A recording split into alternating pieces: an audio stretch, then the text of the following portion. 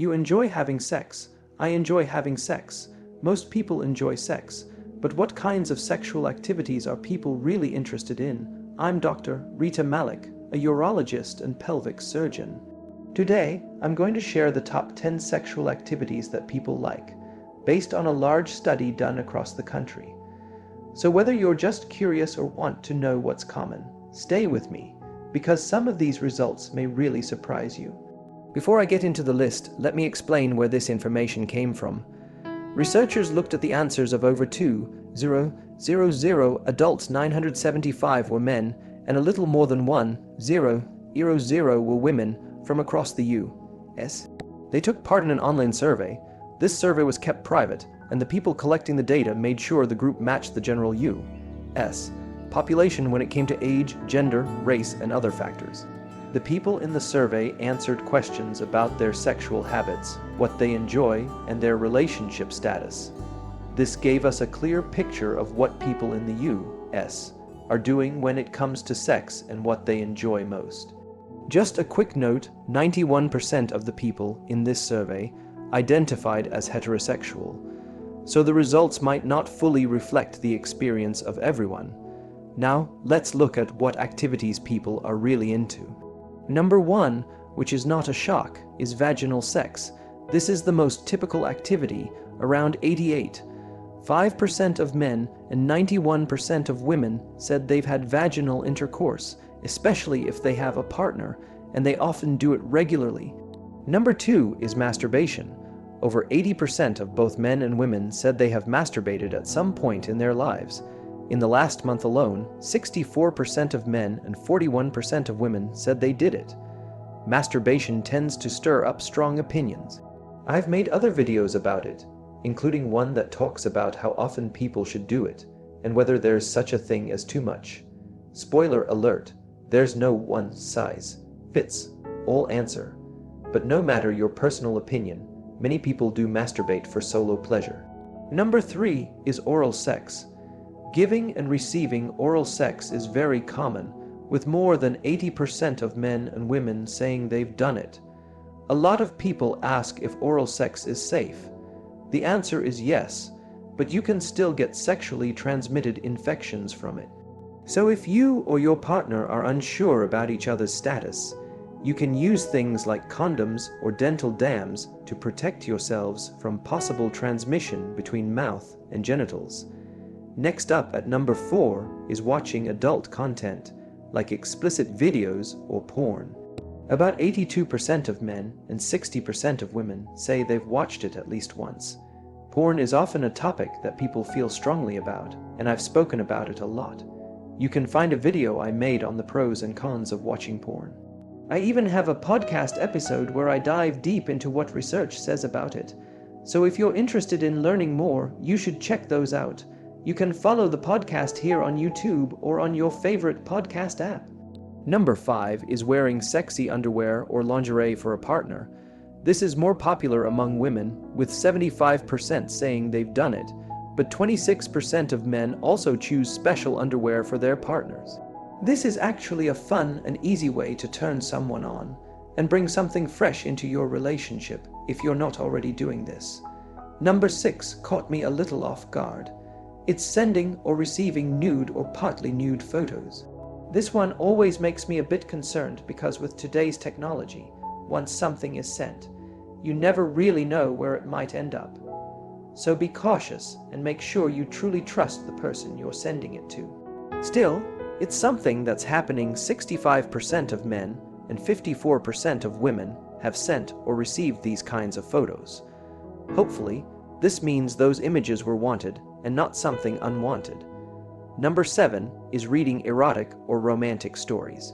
About 57% of people said they have read such material before. Interestingly, the data shows that women are often more interested in reading erotic stories than watching sexually explicit videos. So, if you have a female partner, consider getting her a spicy book. It could spark her interest and boost her desire. You could even read it together and talk about which parts you both liked or didn't like. It could be a new way to bond and improve your sex life. Number 8 is having sex in public places. About 43% of people said they've done this at least once. I've heard from friends who live in big cities that it can be hard to find a private space, especially if you live in a small home with family around. That could explain why some couples seek other places, but there's also the thrill of maybe getting caught that excites some people. Number 9 is anal sex. Around 43% of men and 30% of women say they've tried it. Anal sex can be very sensitive and enjoyable because there are a lot of nerve endings in that area. For men, the prostate is there, and for women, the clitoris is close by. I've made videos talking more about this topic, why people do it, how to do it safely, and what to expect. If you're curious, definitely check those out first before trying it. Number 10 is spanking during sex. About 30% of people say they've tried either giving or receiving a spanking. When we look at how the brain works, pain and pleasure share some of the same pathways. That's why some people enjoy a little pain mixed in with pleasure. This is also why things like BDSM are exciting and fun for certain people. But remember, if you're going to try spanking, talk to your partner first and make sure they're comfortable with it. Even if you're asking to be spanked, your partner needs to feel okay doing it. Consent is always important. Now let's add a bonus. Number 11 is role, play, and light kink. About 22% of people have tried role playing, 20% have experimented with tying or being tied up, and around 13% have tried light whipping. So this is actually more common than people might think. If you know 10 people, chances are at least 1 or 2 have done something like this. As long as everyone agrees and is enjoying it, it's totally fine. And one more bonus, threesomes. About 18% of men and 10% of women say they've had a threesome. When it comes to group sex or sex parties and BDSM-themed events, fewer than 8% of people say they've tried those. There were also a number of other behaviors related to sex that people found interesting. Things like cuddling and kissing, romantic and affectionate gestures, are appealing to both men and women. Men were more likely to find anal sex, group sex, and watching explicit content exciting, though many still rated these as not that appealing.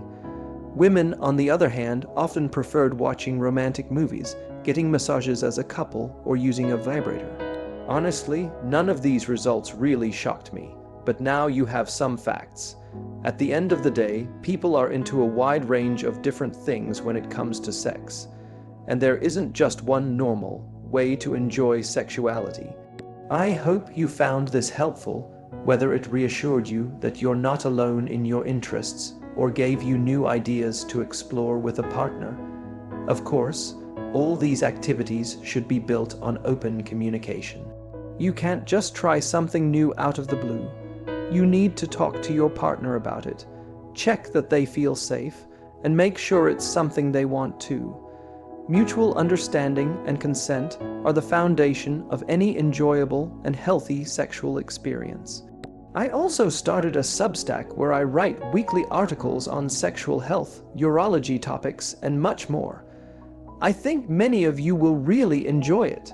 The articles are short and easy to read at your own pace. Most of the content is completely free, so go check it out. And remember, take care of yourself. You're worth it. And while we're talking about being worth it, let me remind you of something important. Your sexual health is a part of your overall health. It's not something to be ashamed of. It's something to understand, to explore safely, and to talk about openly when you're ready. The more we talk about these things without judgment, the healthier and more connected we become with ourselves and with others. And it's okay if what turns you on doesn't turn someone else on. That's why conversations, consent, and patience matter. Sometimes what feels right changes over time. Sometimes what excited you in your 20s may not feel the same in your 30s or beyond. And that's normal. Desire changes, bodies change, needs evolve. That's the beauty of being human. There is no fixed script for how your sexuality should look. And if you're in a relationship, don't be afraid to check in with your partner. Ask what they enjoy, what feels good, what makes them feel safe and desired. and share the same in return. These conversations don't have to be awkward. In fact, they often bring couples closer. It's not just about the act, it's about the connection, the trust, the emotional safety. Also, don't feel rushed to try everything you hear about. Just because something is common doesn't mean it's right for you. Take your time. Explore what brings you comfort and joy, not pressure and discomfort. It's okay to be curious and still say no. It's okay to try something and later realize it's not for you. That's all part of knowing yourself better. And if you're not currently sexually active, that's okay too. You can still learn about your body, your desires, your limits. You can still practice self-love, self-respect, and confidence. Sex is just one part of your well-being. It does not define your value or worth. I also want to say that if you've had negative experiences in the past, healing is possible. Whether it's through therapy, self-reflection, prayer, or supportive communities, whatever path works for you, it's never too late to reclaim your relationship with your body and your intimacy. You deserve pleasure, you deserve safety, you deserve respect, and you deserve love that sees you, listens to you, and honors you. So let this be your reminder to treat your body gently. Speak kindly to yourself. Learn what brings you joy, not just physically, but emotionally and spiritually. Whether you're exploring on your own or with someone else, your experience matters, your voice matters, and lastly, if no one has told you this lately, you are not strange for having desires. You are not broken for having questions. You are not wrong for needing boundaries. And you are not alone in wanting real, honest, fulfilling connection. Thanks for being here, for listening, for caring about your health, and for being brave enough to learn more about yourself. Keep asking questions, keep growing, keep choosing what feels right for you. I'll be here to walk alongside you as you do. Take care of yourself. You are deeply worth it, every single part of you. And while you're on this path of learning, give yourself permission to be honest with yourself first. You don't have to pretend to be okay with something just because others are. You don't have to act like you're comfortable when you're not. Your body, your boundaries, your pleasure, they all matter, and they're allowed to change with time, with seasons, with experiences. The more you get to know yourself, your likes, your dislikes, your edges, the easier it becomes to connect with someone else in a deep, fulfilling way.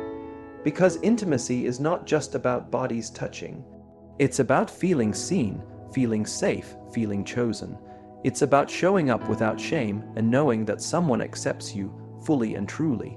And whether you're in a long-term relationship or exploring solo, there's something powerful about owning your desire. When you understand what brings you pleasure, when you respect your own needs, you set the tone for others to do the same. You raise the standard for what you allow into your life, not just sexually, but emotionally and energetically too. Your energy is sacred, your presence is powerful, your attention is a gift, and when you bring all of that into your intimate life with intention, something beautiful happens. You stop just going through the motions. You start choosing experiences that feed your spirit, not just your body. So if you're in a relationship and things feel routine or disconnected, don't be afraid to slow down and talk. Sometimes it's not about doing more. It's about listening more, holding more space, being more present. Ask your partner what makes them feel alive. Ask them what touches or words feel good, and let them ask you too. If you're single, use this time to deepen your connection with yourself. Touch yourself with care, speak to yourself with kindness, explore without guilt. You're not missing out. You're preparing, strengthening, awakening. Every moment you spend getting to know your body is a way of building trust with yourself. That trust will follow you into every future relationship. And remember, shame cannot live in truth. When you name your needs without apology, when you stop hiding from your own desire, you begin to feel free. That freedom leads to better choices, better communication, better love, not perfect but real, not performative but grounded, and that kind of connection is rare. That's the kind of intimacy that lingers long after the lights go out. There's no rush to figure it all out. Sexual confidence doesn't come from experience alone. It comes from self-awareness, self-compassion, and a willingness to learn. Whether you're discovering new things or unlearning old beliefs, Each step counts. Each step brings you closer to a version of yourself that is whole, open, and unafraid. And if at any point you feel unsure, overwhelmed, or alone, please know that help exists. There are professionals who can support you, spaces where you can ask questions, communities where you will not be judged.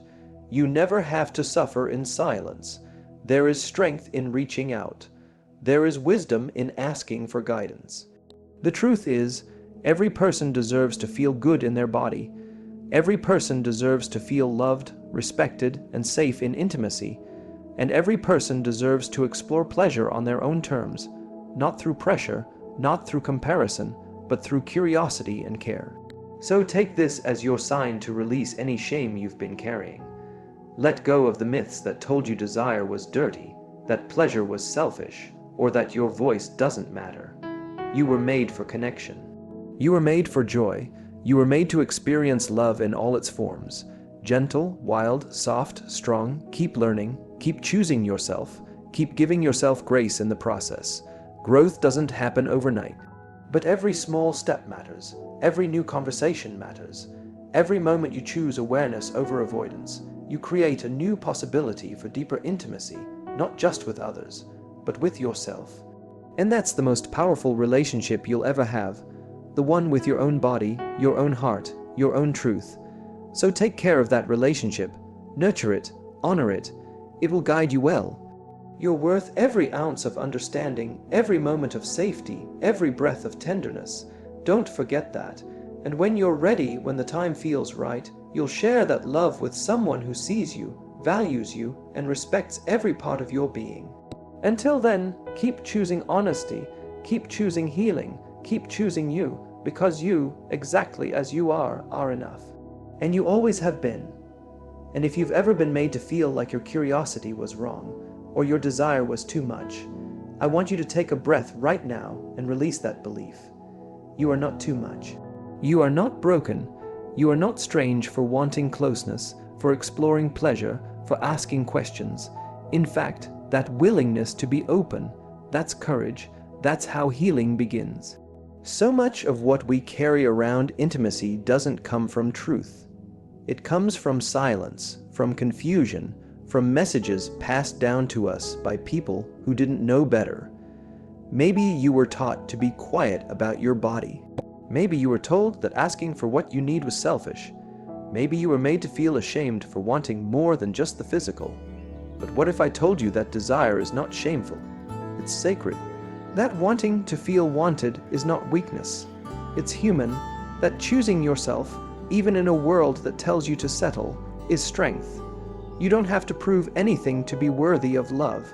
You don't have to perform to be accepted. The right connection will not ask you to hide or shrink or bend into shapes that hurt. The right connection will honor your no just as much as your yes. It will celebrate your edges, not erase them. And if you've had experiences that made you question your value, I want you to know. You are allowed to rewrite your story. You are allowed to start again. You are allowed to protect your energy. You are allowed to say no, even after you said yes. You are allowed to slow down. You are allowed to speak up. You are allowed to ask for softness, for safety, for depth. You don't have to know everything about your body to honor it. You don't have to have all the answers to be respected. You just have to keep showing up for yourself. Keep checking in. Keep listening. Your body speaks. Your heart speaks. You'll know what feels right and what doesn't. And when something doesn't feel right, it's okay to walk away. You're allowed to protect your peace. If someone doesn't respect your boundaries, that's not love, it's control. If someone makes you feel small when you express a need, that's not intimacy, it's power. You deserve a space where your voice is heard, where your needs are not a burden but a part of the relationship. You deserve the kind of connection that makes you feel calm, seen, and safe. That's the kind of sex that lasts long after the act, the kind that makes you feel whole. Because real intimacy isn't just about bodies, it's about presence. It's about being with someone who doesn't just touch your skin, but understands your silence. Someone who asks what feels good, not just physically, but emotionally. Someone who listens. Someone who stays. And that kind of intimacy often starts with you. When you honor your truth, when you respect your limits, when you explore without guilt, you become the kind of person who won't settle for less. You become clear, and clarity is magnetic. People feel it when you walk into a room. They feel it in the way you speak, the way you look them in the eye, the way you hold your ground. You no longer chase love. You invite it. You no longer beg to be chosen. You become the chooser. You decide what gets access to your body, to your energy, to your heart. And that is one of the most powerful things you can ever claim. So take your time, heal at your pace, learn your own rhythms. Practice saying what you want, not just in intimacy but in life. Say it softly at first if you need to, then say it stronger. Say it until your body believes you deserve it. Because you do. You deserve to feel free inside your own skin. You deserve to explore with wonder, not fear. You deserve a partner who sees intimacy as something sacred, something joyful, something safe. You deserve to be held with care, and when that care is mutual, when there's laughter, respect, playfulness, honesty, that's when intimacy becomes something so much more than physical. That's when it becomes medicine. That's when it becomes home. So don't rush the process. Don't compare your path to someone else's. There is no right timeline for healing, no perfect formula for pleasure. Just be curious, be gentle, be real, and know that the more you learn, the more connected you become, not just to others, but to yourself. And that connection, that is everything. Because at the end of the day, your relationship with yourself is the foundation for every relationship you'll ever have. When you trust your body, when you speak your truth, when you show up as your full self, you attract people who can meet you there. People who aren't afraid of your depth. People who want to know your mind, not just your body. People who stay when things get real. People who don't flinch when you ask for more, and that is worth waiting for. So keep going. Keep honoring your voice. Keep choosing what feels true. Not what's popular, not what's expected, not what makes others comfortable, but what brings you peace. What brings you joy, what brings you back to yourself, because that's what it's all about in the end, not the number of partners, not how wild or normal your experiences are, but how connected you feel, how honest you are, how safe you are to just be. You, that's intimacy, that's healing, that's power, and you are worthy of every bit of it, always. And if there's a quiet part of you that still wonders, am I too late? Let me answer that gently. No, you're not. You're not too late to start exploring what you truly want. You're not too late to learn how to feel safe again. You're not too late to experience the kind of closeness that feels real, respectful, and kind.